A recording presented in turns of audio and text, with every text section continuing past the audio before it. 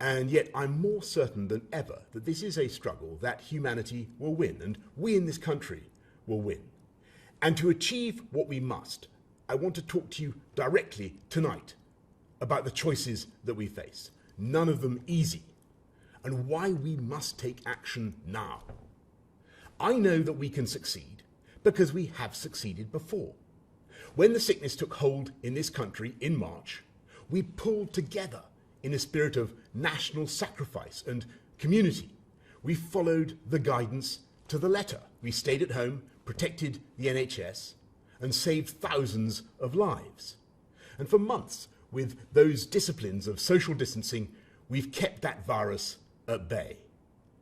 But we have to acknowledge that this is a great and freedom-loving country, and while the vast majority have complied with the rules, there have been too many breaches, too many opportunities for our invisible enemy to slip through undetected.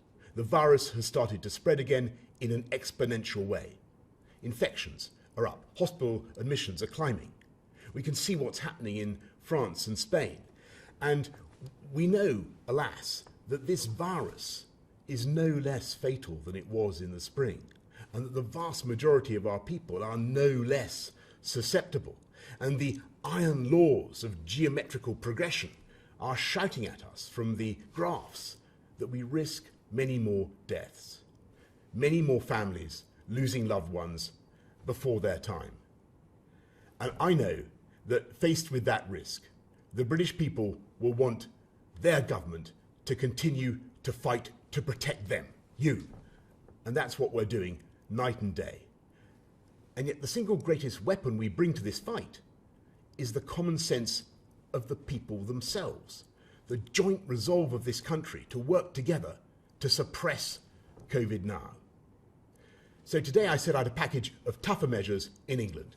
Early closing for pubs, bars, table service only, closing businesses that are not COVID secure, expanding the use of face coverings, new fines for those that fail to comply, once again asking office workers to work from home if they can, while enforcing the rule of 6 indoors and outdoors.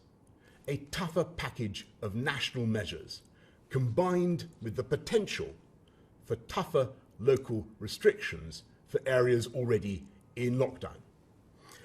I know that this approach, robust but proportionate, already carries the support of all the main parties in Parliament. After discussion with colleagues in the devolved administrations, I believe this broad approach is shared across the whole UK. And to those who say we don't need this stuff and we should leave people to take their own risks, I say these risks are not our own. The tragic reality of having COVID is that your mild cough can be someone else's death knell.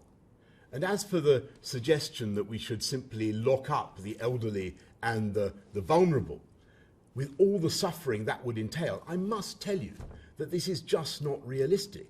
Because if you let the virus rip through the rest of the population, it would inevitably find its way through to the elderly as well, and in much greater numbers. That's why we need to suppress the virus now. And as for that minority who may continue to flout the rules, we will enforce those rules with tougher penalties and fines of up to £10,000. We will put more police out on the streets and use the army to backfill if necessary. And of course, I'm deeply spiritually reluctant to make any of these impositions or infringe anyone's freedom. But unless we take action, the risk is that we will have to go for tougher measures later when the deaths have already mounted and we have a huge caseload of infection such as we had in the spring. If we let this virus get out of control now, it would mean that our NHS had no space once again to deal with cancer patients and millions of other non-COVID medical needs. And if we were forced into a new national lockdown, that would threaten not just jobs and livelihoods, but the loving human contact on which we all depend. It would mean renewed loneliness and confinement for the elderly and vulnerable, and ultimately it would threaten once again the education of our children. We must do all we can to avoid going down that road again. But if people don't follow the rules we've set out, then we must reserve the right to go further. We must take action now, because a stitch in time saves 9. And this way, we can keep people in work, we can keep our shops and our schools open, and we can keep our country moving forward while we work together to suppress the virus. That is our strategy. And if we can follow this package together, then I know we can succeed, because in so many ways, we're better prepared than before. We have the PPE, we have the beds, we have the Nightingales, we have new medicines pioneered in this country that can help save lives.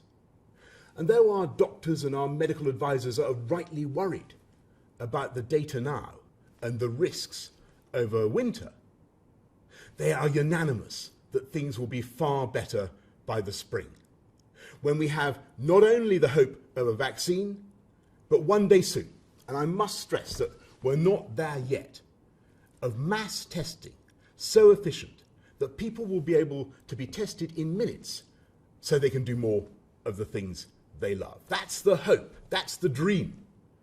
It's hard, but it's attainable, and we're working as hard as we can to get there. But until we do, we must rely on our willingness to look out for each other, to protect each other.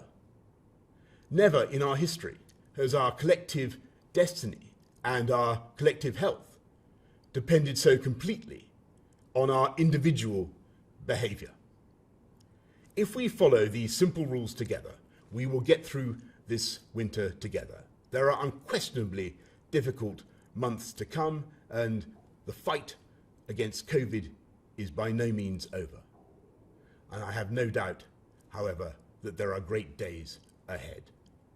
But now is the time for us all to summon the discipline and the resolve and the spirit of togetherness that will carry us through.